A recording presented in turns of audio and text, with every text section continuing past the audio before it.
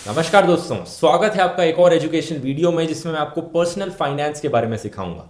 इससे पहले मैंने ऐसे ही एजुकेशन वीडियोस बनाए हैं how to start your own business पर, किस तरह से आप अपना खुद का बिजनेस खोल सकते हैं, म्यूचुअल फंड्स पर कहाँ कहाँ आप अपने पैसे को इन्वेस्ट कर सकते हैं। और आज की वीडियो में दोस्तों मैं आपको बताऊंगा किस तरह से आप अपना टैक्स बचा सकते हैं। अगर आप एक सैलरीड पर्सन हैं, एक एम्प्लॉय हैं किसी भी जॉब में और टैक्स पे करते हैं, तो मैं आपको बताऊंगा किस तरह से आप कम टैक्स पे कर सकते हैं। अगर आप जॉब करते हैं तो हो सकता है कि ये तरीके आपको पहले से ही पता हो, लेकिन अगर नहीं पता है तो ये जानने आपके लिए बहुत ज़रूरी है। और अगर आप फ्यूचर में कोई जॉब करने वाले हैं तो डेफिनेटली आपको उनके बारे में जान ही लेना चाहिए। आइए देखते हैं दोस्तों, अगर आप कोई भी जॉब करते हैं या फ्यूचर में कोई भी जॉब करेंगे, आप टैक्स सेविंग कर सकते हैं अपने पैसों को सही जगह इन्वेस्ट करके। हमारे देश का इनकम टैक्स एक्ट का सेक्शन 80C बताता है कि आप कहाँ कहाँ पैसे इन्वेस्ट करेंगे तो आपको कम टैक्स पे करना पड़ेगा। इसे कहेंगे डिडक्शन।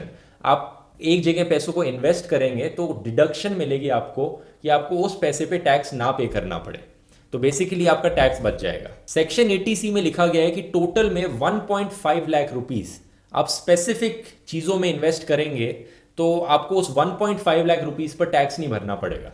तो वो स्पेसिफिक चीज़ें कौन सी हैं ये मैं आपको बताऊंगा, और जो स्पेसिफिक चीज़ों में से जो सबसे पॉपुलर और सबसे सेफेस्ट जो जगह है इन्वेस्टमेंट करने की, वो मैं आपको बताऊंगा। सबसे पहली चीज़ है ईपीएफ, एम्प्लॉय प्रोविडेंट फंड। ये सरकार के द्वारा निकाली गई एक बहुत ही पुरानी और बहुत ही पॉपुलर स्कीम है। आप इसके लिए अप्लाई कर सकते हैं अगर आप किसी भी टाइप की सैलरी लेते हैं, चाहे जॉब में होकर सैलरी ले रहे हो या फिर सेल्फ एम्प्लॉयड होकर अगर आप सैलरी लेते हैं तो आप इसमें अप्लाई कर सकते हैं। तो स्कीम क्या है, बेसिकली जो सैलरी आपको मिलती है उस सैलरी का 12% आप ईपीएफ में डालेंगे और आपका एम्प्लॉयर आपके बिहाफ पे 12% और ईपीएफ में डालेगा। तो टोटल में 12% प्लस 12% 24% आपकी सैलरी का ईपीएफ में जाएगा। इसमें से जो 12% आपका हिस्सा होगा, आप इसमें से 1.5 लाख रुपीस पर ईयर पे आपको टैक्स नहीं भरना पड़ेगा, और जो एम्प्लॉयर आपके बिहाफ पे 12% देगा उसमें से सारे पैसे पर आपको टैक्स नहीं भरना पड़ेगा। तो आपके टैक्स में बहुत सेविंग होती है अगर आप इस जगह पर ईपीएफ में इन्वेस्ट कर रहे हैं अपनी सैलरी को।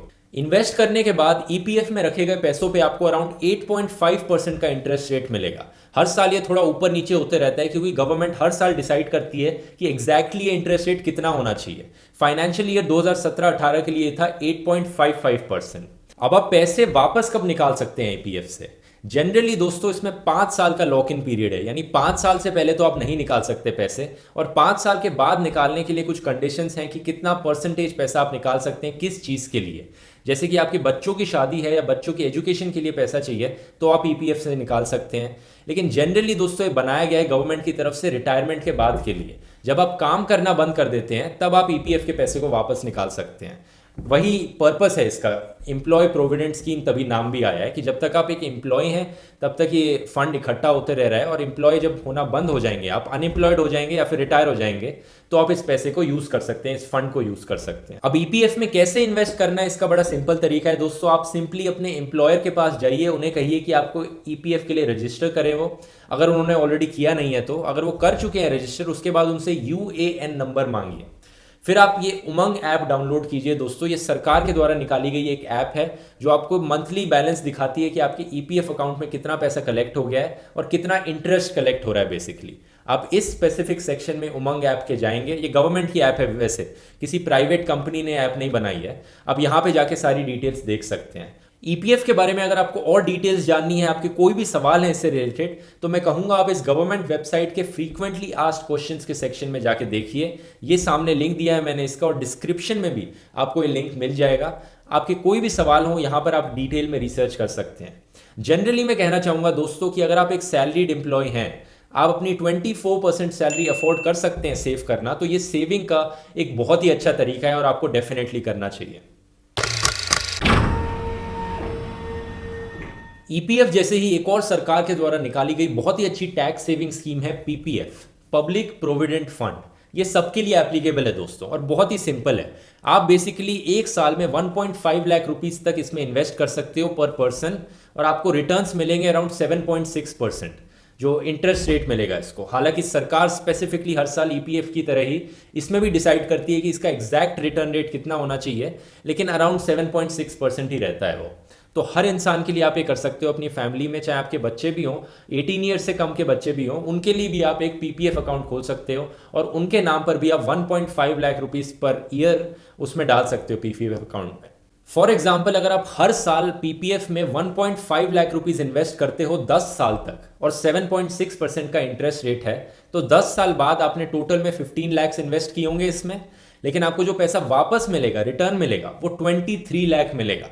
तो आप देख सकते हो कितना बड़ा डिफरेंस है 15 लाख और 23 लाख में यहाँ पर। तो मैं डेफिनेटली रिकमेंड करूंगा कि पीपीएफ तो आपको बिल्कुल ही करना चाहिए। और बेस्ट चीज ये है कि जो 23 लाख आप विड्रॉ करोगे उस पर आपको कोई टैक्स नहीं देना पड़ेगा। लेकिन अगर यही पैसा आपने कहीं और इन्वेस्ट किया होता, जैसे कि फिक्स डिपॉजिट में इन्वेस्ट किया होता या फिर किसी स्टॉक मार्केट में इन्वेस्ट किया होता, तो जो पैसा आपको वापस मिलता उस पर आपको टैक्स भरना पड़ता। ये फर्क है यहाँ पर।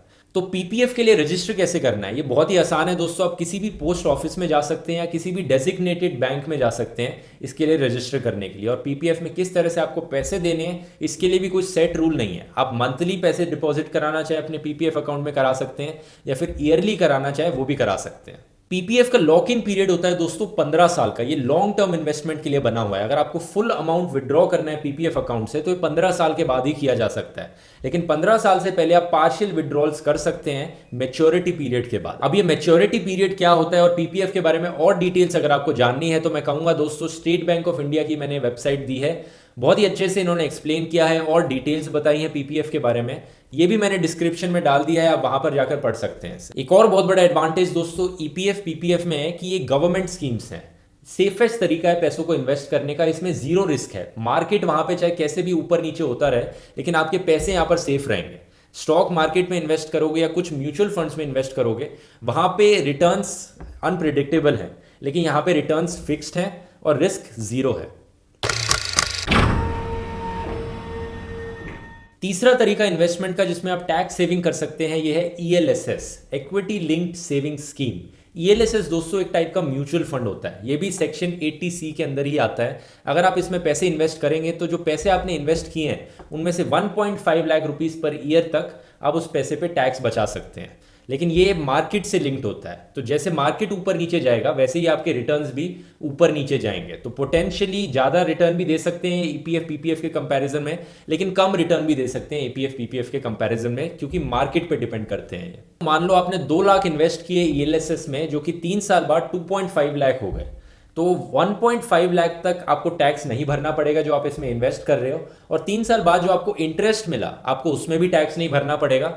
लेकिन एक टैक्स जो नया आया है 2018 में, वो है long term capital gains tax, जो कि 10% है। तो जो आप पैसा बाहर निकालोगे उस पर आपको 10% टैक्स भरना पड़ेगा, long term capital gains tax, अगर आपने 1 लाख से ज्यादा कमाए हैं तो। लेकिन इसके अलावा आपको कोई टैक्स नहीं भरना पड़ेगा। और ईएलएसएस का लॉक इन पीरियड दोस्तों 3 साल का होता है, 3 साल। चौथा तरीका है टैक्स सेविंग का लाइफ इंश्योरेंस। लेकिन लाइफ इंश्योरेंस को दोस्तों आप इन्वेस्टमेंट तो नहीं मान सकते, क्योंकि आप ये सोचकर तो पैसे डालते नहीं हो लाइफ इंश्योरेंस में कि फ्यूचर में आपको ज्यादा पैसे वापस मिलेंगे। आप ये सोचकर लाइफ इंश्योरेंस में पैसे इन्वेस्ट करते हो कि आप सेफ फील करोगे, सिक्योर रहोगे। तो लाइफ इंश्योरेंस में अगर आप पैसे इन्वेस्ट करते हो तो सेक्शन 80C में ये भी आता है, तो जो आप पैसे यहाँ पे इन्वेस्ट करोगे उसमें आपको 1.5 लाख तक टैक्स नहीं भरना पड़ेगा। लाइफ इंश्योरेंस लेते वक्त दोस्तों मेरी सजेशन ये रहेगी कि आप प्योर इंश्योरेंस लीजिए, टर्म इंश्योरेंस लीजिए जिसे कहा जाता है। आजकल क्या हो गया है, बहुत सी लाइफ इंश्योरेंस कंपनीज बैंक्स के साथ कोलैबोरेट करती हैं और काफ़ी सारी आपको ऐसी स्कीम्स बेची जाती हैं जिसमें आपको दिखाया जाता है कि ये देखो आपको रिटर्न ऑफ इन्वेस्टमेंट भी इतना हाई मिलेगा। लेकिन ऐसी चीज़ों से दूर ही रहिए, क्योंकि इन चीज़ों में दोस्तों बहुत हाई रिस्क होता है और बहुत सारे ऐसे क्लॉजेज होते हैं जो आपको पता नहीं होते, हिडन चार्जेस होते हैं बेसिकली। और ये जो 1.5 लाख की लिमिट मैं आपको हर जगह बताया जा रहा हूं दोस्तों, ये टोटल इन्वेस्टमेंट की लिमिट है अनफॉर्चुनेटली।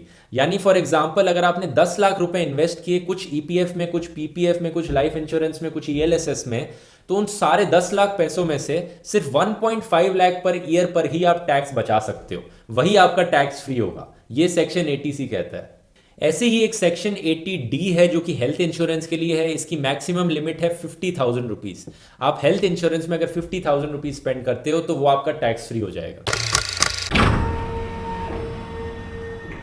अगर आपके जो पैसे हैं आपने सिर्फ एक नॉर्मल सेविंग्स बैंक अकाउंट में डाल रखे हैं और उसमें आपको इंटरेस्ट मिले जा रहा है, अराउंड 3 to 4% का इंटरेस्ट रेट होता है सेविंग्स बैंक अकाउंट में, तो जो वहां पे आपको इंटरेस्ट रेट मिले जा रहा है 10,000 तक जो आप इंटरेस्ट कलेक्ट करोगे उस पैसों पर, वो टैक्स फ्री होगा। ये डिफाइन करता है सेक्शन 80 TTA। तो ये एक नया सेक्शन है इनकम टैक्स एक्ट का जो कहता है कि 10,000 रुपए तक के इंटरेस्ट जो आपको सेविंग्स बैंक अकाउंट में मिलेगा वो टैक्स फ्री होगा।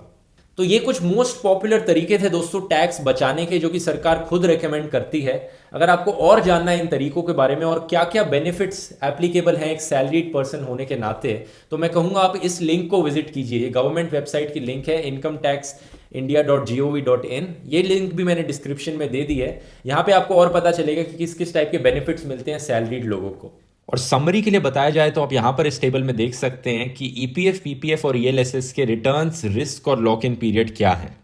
और फाइनल सजेशन दोस्तों मेरी यही रहेगी कि इन सारे टॉपिक्स को आप डिटेल में पढ़िए, अपनी रिसर्च खुद कीजिए। जब आप खुद से अच्छे से समझ लेंगे तब जाके आप कोई एक्शन लीजिए यहाँ पर। देखिए, तो चलिए मिलेंगे हम अगले वीडियो में दोस्तों। धन्यवाद।